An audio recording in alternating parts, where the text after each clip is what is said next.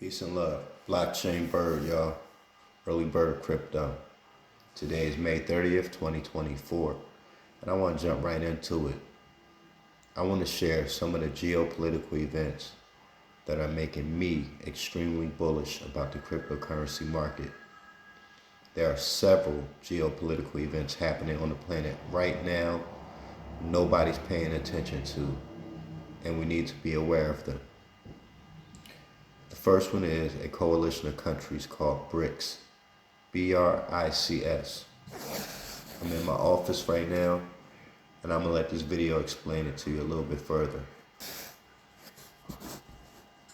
The acronym BRIC was coined in 2001 by Goldman Sachs chief economist Jim O'Neill to describe the emerging economies of Brazil, Russia, India, and China. The term quickly became shorthand for the emerging market giants. As developing economies have sought a greater voice in managing the global economy, the acronym has developed into a partnership between the nations. In 2009, the inaugural BRICS summit was held in Russia in response to the global financial crisis.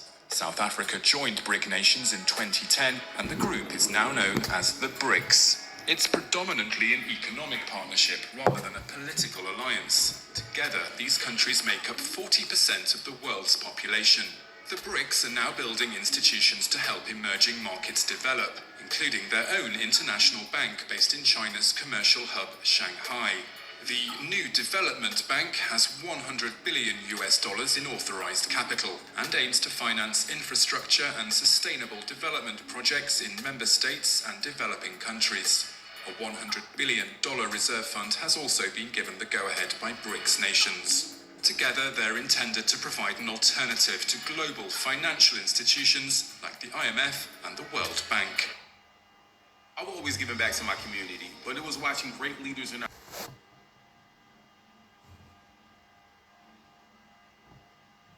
NATO stands for the North Atlantic Treaty Organization. It has 29 member countries from Europe, Eurasia, and North America. This alliance was founded mainly on the principles of what NATO calls collective defense. These should be buddy countries, defending each other when needed, but the relationship goes deeper than that. We'll find out later how. NATO says it's open to new European members, just as long as they further the principles of this treaty and contribute to the security of the North Atlantic area.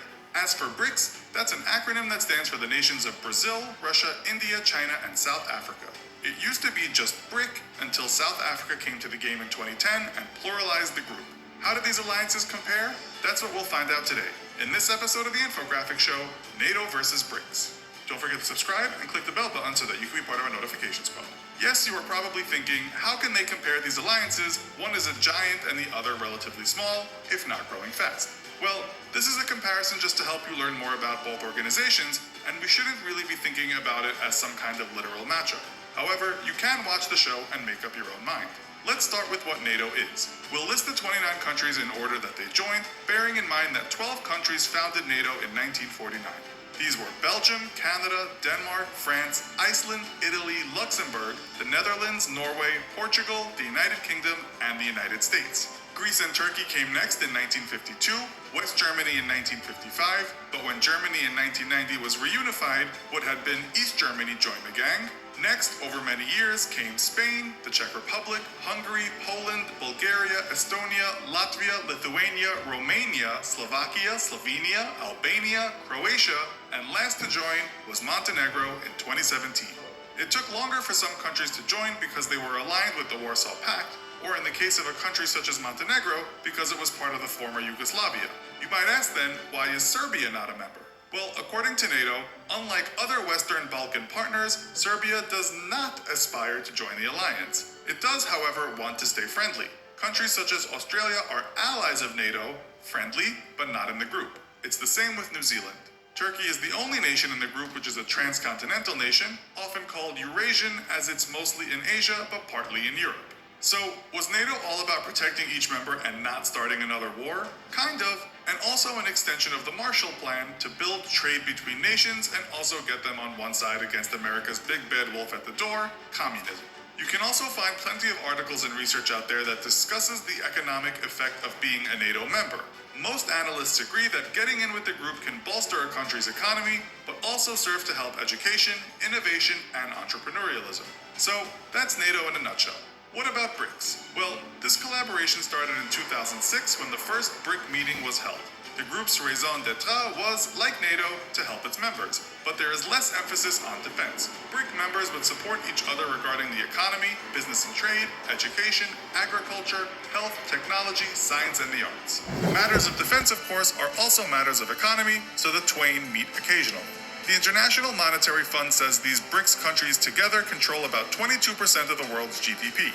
In terms of population, these 5 countries are made up of around 42.58% of the world, over 3 billion people. As for NATO, well, it's much smaller in terms of population at around 800 million people, but the nations of China and India, according to the UN, are going to explode over the next 40-odd years, while Nigeria will take over the United States in terms of population. So regarding the amount of people, BRICS is going to be more like a stone wall casting a shadow over the fence of NATO. BRICS nations are said to be more developing than some of the more developed economic powerhouses of NATO, nations that have been rich and powerful for a long time and have wielded imperial military might all over the world for many years, often in a bloodthirsty manner, we might add, but this has given them much power and improved industry and innovation. According to a NATO report, the GDP of every NATO country is almost $38 trillion. The USA makes up for a large chunk of this, with Germany, France, and the UK also being strong economies. BRICS has a total GDP of around $17 trillion, with China leading the way.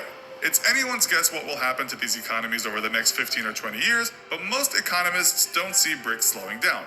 Many people think that by 2030, China's economy will be bigger than the USA's, while India won't be far behind in third place. Russia, Japan, and Indonesia will be grouped behind India, so we are told, but with much smaller economies. While Brazil will also be a top 10 nation, so will Germany, the UK, and France. Well, that's the prediction. This is in spite of many articles telling us over the last few years that the BRICS bubble had burst, with China seeing some economic slowdown and Russia and Brazil feeling the sting of recession. The Guardian referred to this, stating, Brazil, Russia, India, China, and South Africa seem to be failing to justify predictions of 21st century domination. Time will tell. Another problem BRICS faces is endemic corruption, and this is generally not seen as something good for social and economic progress. BRICS countries also still have plenty of abject poverty, even while the middle class grows. India, for instance, according to the recent book India Conquered, The Chaos of Empire, still has an oppressive caste system and often ensconces its wealthy far away from a poverty it would rather not know exists. This is generally seen as stifling social mobility. By the way, the book takes a very dim view of empire, to say the least, but does say India's class system is a major problem as India tries to develop. One economics analyst at the University of Cambridge recently stated, though, that there is progress, writing, despite these obstacles, evidence from surveys of nationally representative samples indicates that there has been convergence between the upper castes and the lower castes on education and occupations over the past decades. We should also state here that Britain's class system still exists, food banks are common, and the poor often live in towns full of charity shops, discount grocery stores, and betting establishments for the poor's fix of hope. The USA, meanwhile, is said to contain a third world within the highly developed nation. Still, overall in the latter countries, there is more opportunity for the average person and a much firmer safety net in place for the vulnerable. In terms of military, you'll know from our long list of shows that NATO has the most powerful, mostly because the USA spends so much on defense.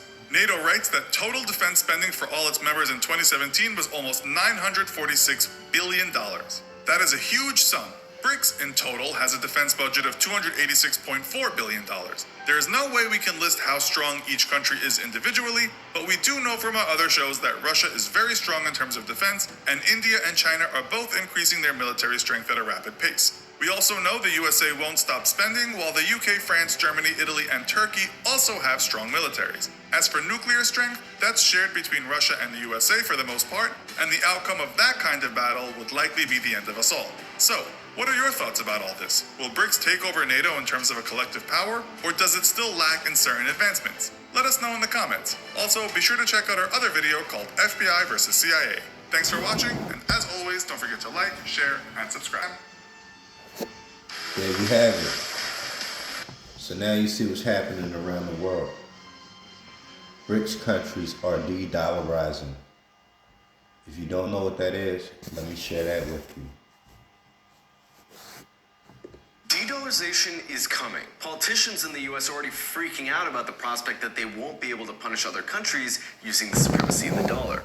Brazil, in our hemisphere, largest country in the Western Hemisphere south of us, cut a trade deal with China. They're going to, from now on, do trade in their own currencies, get right around the dollar. They're creating a secondary economy in the world, totally independent of the United States. We won't have to talk about sanctions in 5 years because there'll be so many countries transacting in currencies other than the dollar that we won't have the ability to sanction them. You've probably heard people say de-dollarization will be the beginning of the end for U.S. hegemony and bring about an entirely new global financial system that replaces the dollar. And as crazy as that might sound, it's not only likely, but there are already dozens of countries working to make this a reality. To understand why the dollar's dominance could be ending, first we need to understand how it became so dominant to begin with. For over 100 years, the British Empire imposed an international financial system where the British pound functioned as the world reserve currency. A world reserve currency is used as the standard in all international trade and is usually the currency of the dominant power of the time. Controlling the world reserve currency conferred huge privileges to the British, but this changed during World War II. During the war, Britain had to let most of its colonies go because it had to dedicate all of its resources to fighting the war. Britain itself was also relentlessly bombed during the war, and most of its cities and factories were destroyed. In fact, basically every country involved in the war was seriously set back. Every country except the United States. The U.S. mainland was never attacked, and it spent most of the war building up its industrial capacity. The United States not only emerged from the war intact, but also the sole capitalist superpower. The United States used the crisis of the war to recreate a new world financial system in what was called the Bretton Woods Agreement. According to the agreement, the dollar would be the new world reserve currency. This gave the U.S. tremendous financial power because all of a sudden, everyone needed the US's currency to buy and sell things, making the dollar the most needed and sought after currency in the world. It was agreed that the dollar would be exchangeable for gold at a rate of $35 per ounce. In theory, this prevented the US from just printing money because the US would have to keep enough gold on hand to honor the exchange rate, and gold can't be printed. However, when it came down to it, the US broke its promise anyway. In the 1960s, it became clear that the US was printing way more dollars than it actually had in gold. French President Charles de Gaulle said the following: "The fact that many countries accept as principle the dollar as good as gold leads Americans to get into debt, and to get into debt for free at the expense of other countries. Because what the US owes them, it is paid at least in part with dollars they are the only ones allowed to emit." As the US entered an inflationary crisis, countries started to demand their gold back. In order to stop the bleeding, the Nixon administration suspended the convertibility of the dollar into gold in 1971. The US kept the gold and left the rest of the world holding dollars. In order to keep the world beholden to the dollar, the US negotiated a secret deal with the Saudi monarchy in 1973, where the US would offer Saudi Arabia military protection, and in return, Saudi Arabia would only sell its oil in dollars. Since oil is the most traded commodity in the world, requiring the dollar for oil purchases essentially made the dollar a prerequisite for international trade. Economist Barry Eichengreen sums up just how beneficial this arrangement really was. Quote, "It costs only a few cents for the Bureau of Engraving and Printing to produce a $100 bill, but other countries have to pony up $100 of actual goods and services in order to obtain one." The other aspect of this is, since the entire world financial system is based around institutions created by the US uses this to punish countries it doesn't like. For example, the US controls SWIFT, the digital payment system that's akin to the blood vessels of the world financial system. The US has unilaterally banned countries like Cuba, Iran, and North Korea from SWIFT, essentially forbidding them from conducting international trade. The US also leverages foreign countries' stockpiles of US dollars against them. For example, when Russia invaded Ukraine, the US froze over $600 billion of gold and foreign reserves held in US and EU banks, making Russia unable to pay its foreign debts. Regardless of how you feel about Russia, US control over the world financial system allows the US to intervene in any conflict on Earth and financially ruin the side they oppose. This is the complete opposite of the free trade and political neutrality the US promised when it built this globalized financial architecture. This arrangement is obviously incredibly beneficial to the US elites, but there's only one problem. The system only works if the rest of the world, especially oil-bearing states, continue to use the dollar. This came up, for instance, with Muammar Gaddafi, who just 2 years prior to the US-led carpet bombing of Libya, proposed the creation of a single gold-backed African currency called the dinar. An email leaked by WikiLeaks on Hillary Clinton's email server explicitly mentions Gaddafi's plan for the gold-backed dinar as one of the reasons for intervening. Iran, another big oil state, is under one of the worst U.S. sanctions regimes in the world. And Venezuela, who not only has the largest petroleum reserves in the world, but has also made several moves to sell its oil in alternative currencies, was the victim of a U.S.-backed coup attempt in 2019, where taking Venezuela's oil was discussed casually as one of the central motivations. So if you think of a company like Citgo, which is owned by PDVSA, which is the state-run oil company there in Venezuela, we have a lot of those Citgo assets right here in the U.S. Is that something, for example, sir, that you're looking at? Yeah, well, we're in conversation with major American companies now that are either in Venezuela or, in the case of Citgo, here in the United States. It'll make a big difference to the United States economically if we could have American oil companies really invest in and produce the oil capabilities in Venezuela. It'd be good for the people of Venezuela. It'd be good for the people of the United States. Despite the U.S.'s repeated attempts to maintain its supremacy over the world financial system, more and more countries are setting up agreements to do trade in their local currencies in gold instead of the dollar. It would take too long to go through each example, so here's a list of countries that have moved to de-dollarize in the last year.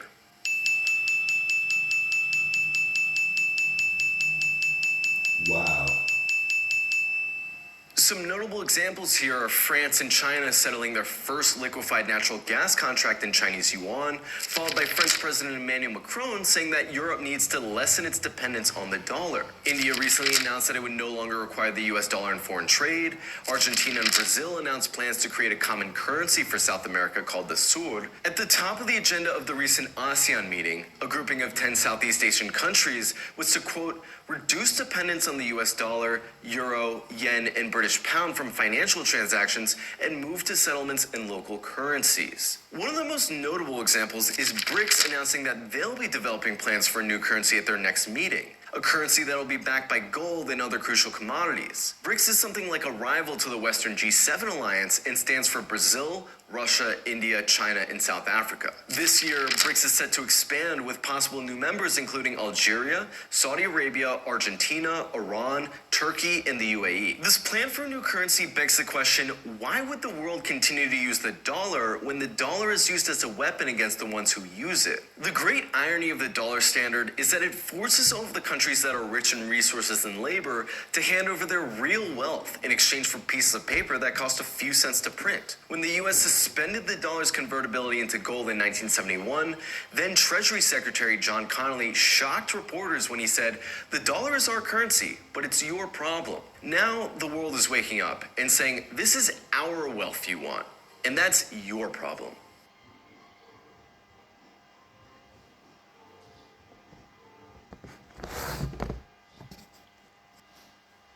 There it is. There you have it.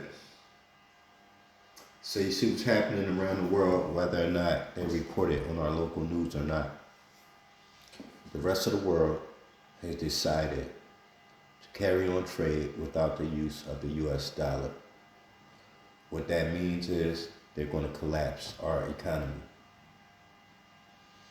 People are tired of being bullied by the United States. And you can't sanction a country that doesn't use our money. That's all I have for now. Make sure you stay studied up. And remember, 2024 is no sleep season. Now's the time to be filling your bags up before the most epic bull run in the history of all bull runs. I'm Blockchain Bird. I'm signing off. Gotta go get that bag. Peace out, y'all.